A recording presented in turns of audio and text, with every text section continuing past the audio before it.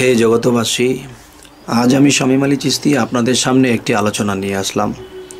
সে আলোচনাটি হলো যে ভগবানের স্ত্রী কি আছে বা ভগবতীর কি স্বামী আছে? তাহলে ভগবানের যদি ভগবতী থাকে আর ভগবতীর যদি ভগবান থাকে, তাহলে দেখা যায় যে আসলে ভগবান কি সংসার করে, ভগবানের কি ছেলে পেয়ে আছে, ভগবান কি বিয়ে করে? হে জগতবাসী, জানি না এই কথাগুলো আপনারা কোন জ্ঞানে নেন, তবে আমি বুঝব যে মোটামুটি এই পৃথিবীর মানুষ এখন অজ্ঞানী তেমন একটা নেই, জ্ঞানী। কিন্তু আমি বলবো যে ভগবানের ভগবতী নেই আর ভগবতীরও ভগবান নেই, বা ভগবতীর স্বামী নেই। তো এখানে বিষয় হলো, যদি আমি বলি যে ভগবানের ভগবতী আছে আর ভগবতীর ভগবান নামে স্বামী আছে, তাহলে কি হবে? যে কথাটি ভুল হবে, ঠিক হবে না। কেননা ভগবান নিজেই ভগবতী, ভগবান নিজেই ভগবান। তাহলে ভগবতীর ভগবান নেই আর ভগবানের ভগবতী নেই, ভগবানই ভগবতী আর ভগবতীই ভগবান। তাহলে এটা কি করে সম্ভব? এটা সম্ভব হলো যে, দেখুন যে এবার একটু রাধাকৃষ্ণের এখানে যদি আমরা যাই তাহলে বুঝব।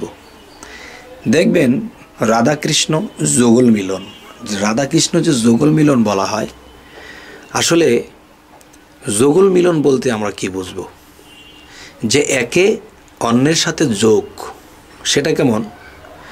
যেমন মানুষের যে নাক আছে, এই নাকের দুইটা দিক দিয়ে, একটা দিয়ে পরমাত্মা প্রবাহিত হচ্ছে, যাওয়া আসা করছে, আরেকটি দিয়ে জীবাত্মা যাওয়া আসা করতেছে। তাহলে জীব রূপে যিনি, তিনি রাধা, আর পরম রূপে যিনি, তিনি পরমাত্মা। তো এখন যেটা বোঝার, যে রাধা কৃষ্ণ একজন আরেকজনের অংশ।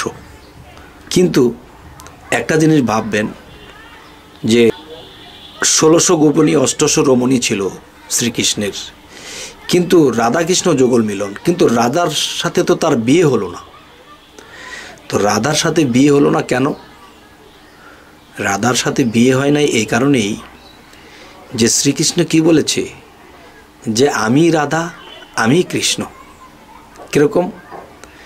যে মানব দেহটাকে যদি দুইটা ভাগ করা হয়, একটা পাশ নারী আরেকটা পাশ পুরুষ, তাহলে যদি একটা মানুষকে মাথা থেকে করাত দিয়ে যদি ফেরে দুই ভাগ করে যখন বলা হবে যে এটা এটার সাথে বিয়ে দাও, এটা কি সম্ভব?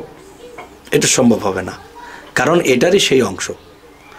তাহলে একজনে দুইজন হয়ে পৃথিবীতে দেখাইয়া গেলেন, মূলত দুইজনই একজন। যিনি রাধা তিনি কৃষ্ণ, যিনি কৃষ্ণ তিনি রাধা। তো জানি না, আমি হিন্দু শাস্ত্রের জন্য এই কথাটাই বলছি, যে অনেকে আমাকে বলেছেন যে আমাদের ধর্ম সম্বন্ধে আপনি কিছু বলবেন। তো আমি চেষ্টা রাখছি বলার জন্য। তো আপনাদের কেমন লাগে অবশ্যই বলবেন। তবে মুসলমানের সাথে মিল আছে, শ্রীকৃষ্ণের সাথে মোহাম্মদ সাল্লাল্লাহু আলাইহি সাল্লামের মিল আছে। কীরকম? যে শ্রীকৃষ্ণ জন্মার পর তার মাতা মারা গেল, তো মোহাম্মদ সাল্লাল্লাহু আলাইহি সাল্লাম জন্মের পর তার মা মারা গেল। যেমন অন্য কেউ দুধ মা হলো মোহাম্মদ সাল্লাল্লাহু আলাইহি সাল্লামের, তেমনি শ্রীকৃষ্ণেরও দুধ মা হলো আরেকজন। যেমন আমরা বলতেছি জগতে যদি মোহাম্মদ সাল্লাল্লাহু আলাইহি সাল্লাম না আসতেন তাহলে পৃথিবীর সৃষ্টি হতো না। তারাও বলতেছে যে শ্রীকৃষ্ণ যদি পৃথিবীতে অবতীর্ণ না হতো তাহলে পৃথিবীর সৃষ্টি হতো না। তাহলে দেখা গেছে যে কথা তো একই, মিল পড়ছে। আচ্ছা, তাহলে যে আমাদের মধ্যে যদি যাই, তাহলে মোহাম্মদ আর রাসূল, যেমন মোহাম্মদ শব্দের অর্থ কি? প্রশংসিত। তো প্রশংসিত যিনি, কাকে দিয়ে প্রশংসিত? রাসূলকে দিয়ে। যিনি 52 বছরে যখন আল্লাহ তাকে দাওয়াত করলো, তখন আল্লাহর সাথে সাক্ষাৎ করে তিনি রাসূল যে পাওয়ার যে সৃষ্টি করে রেখেছেন, সেটা মোহাম্মদ সাল্লাল্লাহু আলাইহি সাল্লাম তিনি কামাই করলেন, তখন তিনি মোহাম্মদ রাসূল হইলেন। তাহলে রাসূল আর মোহাম্মদ দুই মিললে একাকার, রাধা কৃষ্ণ দুই মিললে একাকার। যেমন অনেক দিক দিয়ে মিল করা যাবে। তবে অনেকে এই কথাটা মাইন্ডে নেবেন না। তবে আপনাদের যদি কথাগুলো না মিল পড়ে তাহলে আমাকে জানাবেন। হে জগতবাসী, তো আরও কিছু কথা হলো যে শ্রীকৃষ্ণ, শ্রী অর্থ কি? সুন্দর। তো আমাদের মধ্যে মোহাম্মদ শব্দের অর্থ কি? প্রশংসিত। আল্লাহ নিজে মুহাম্মদ সাল্লাল্লাহু আলাইহি সাল্লামের প্রশংসা করেছেন। আর আল্লাহর প্রশংসাও আল্লাহও বলেছেন যে মুহাম্মদ প্রশংসিত, আর মুহাম্মদ সাল্লাল্লাহু আলাইহি সাল্লাম আল্লাহর প্রশংসা করেছেন, উভয়ের প্রশংসা করেছেন। তখন প্রেমের দেশে যাইয়া দুই মিলে একাকার হয়ে গেছে। তবে হে জগতবাসী, জানি না এই কথাগুলো কেউ অন্য মনে নেবেন না, অবশ্যই জ্ঞানে নেবেন। আর একটি বিষয় হলো, আমি শুধু হিন্দু ধর্মই নয়, আমি সকল ধর্মকে এক সুতায় গেঁথেছি। কেমন? যে হিন্দু, বৌদ্ধ, খ্রিস্টান আমি মুসলমান, মানব সুরত জন্ম নিয়ে দেখি সকলই সমান। গীতা শাস্ত্রয় আর ত্রিপিটক বাইবেলেতে পাই, কোরআনের বাইরে কিছু নাই, করে দেখো প্রমাণ। যেই সত্যতে মাইনুদ্দিন আর আসছে বড় পীরে, কোন সত্যতে লোকনাথ বাবা হইছে বিরাজমান। হে জগতবাসী, এবার আমি যে কথাটি বলবো, যে মানুষ যদি মূলত বুঝতো যে যেই ধর্মেই থাকুক, ধর্ম কিন্তু যার যার, আল্লাহ কিন্তু সবার। আল্লাহ কিন্তু সবার। কেমন? যেমন আপনার কাছে গিয়ে তিনি গড নামে, আরেকজনের কাছে তিনি ঈশ্বর নামে, আরেকজনের কাছে যাই তিনি ভগবান নামে, আরেকজনের কাছে যাইয়া তিনি কী নামে রইলেন? আল্লাহ নামে রইলেন।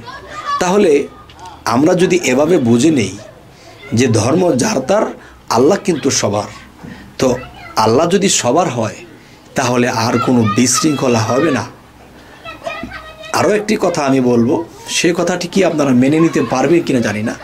যদি মেনে নিতে পারেন তাহলে এই পৃথিবীতে কোনো ধর্মের সাথে কোনো ধর্মের বিশৃঙ্খলা হবে না। সেই কথাটি কেমন? যেমন মনে করেন, সেই বিষয়গুলো হলো, যেমন আমরা একটা জিনিস দেখবেন যে রাজ্জাক বা আলমগীর যখন সিনেমা করত, তখন একটি ছবিতে তিনি কি প্রতিবাদী যুবক হয়েছে, সে প্রতিবাদ করে। আরেকটা জায়গাতে তিনি দেশের রাজা হইলেন, আরেকটা সিনেমাতে তিনি কাঙ্গালের পাঠ নিলেন। তাহলে মূলত কিন্তু একজনেই। তবে হযরত মুহাম্মদ সাল্লাল্লাহু আলাইহি সাল্লাম যদি সৃষ্টি না হতো, এই বিশ্বজগৎ সৃষ্টি হতো না। তাহলে এক জায়গায় তিনি ঈসা, এক জায়গায় তিনি মুসা, আরেক জায়গায় তিনি মুহাম্মদ রাসূলুল্লাহ, আরেক জায়গায় তিনি দাউদ জবরুল্লাহ। তবে সর্বধর্মের মধ্যে যদি তিনিই বিরাজমান থাকেন, তাহলে জন্মান্তরে তিনিই তো এক এক জায়গায় এক এক রূপে। জানি না আপনারা এই কথাটা মানতে পারবেন কিনা, যে আল্লাহ বলেছে কি, আলা কুল্লি শাইইন কাদির, আমি সর্বশক্তিমান এবং সর্বময় বিরাজিত। তাহলে মুহাম্মদ সাল্লাল্লাহু আলাইহি সাল্লাম থেকে যদি সমস্ত বিশ্বজগৎ সৃষ্টি করা হয়, তাহলে তিনিও তো আল্লাহর সাথে, আল্লাহও তো মুহাম্মদের সাথে। তাহলে মুহাম্মদও সর্ব জায়গায় বিরাজিত। মুহাম্মদের মরণ নাই, কেননা তার দেহটা মদিনায় রাখলেও তার আত্মাটা বিরাজমান আছে। হে জগতবাসী, জানি না আজ আপনাদের সামনে যে আলোচনাগুলো করলাম আপনাদের কেমন লাগলো অবশ্যই জানাবেন, খারাপ লাগলেও জানাবেন।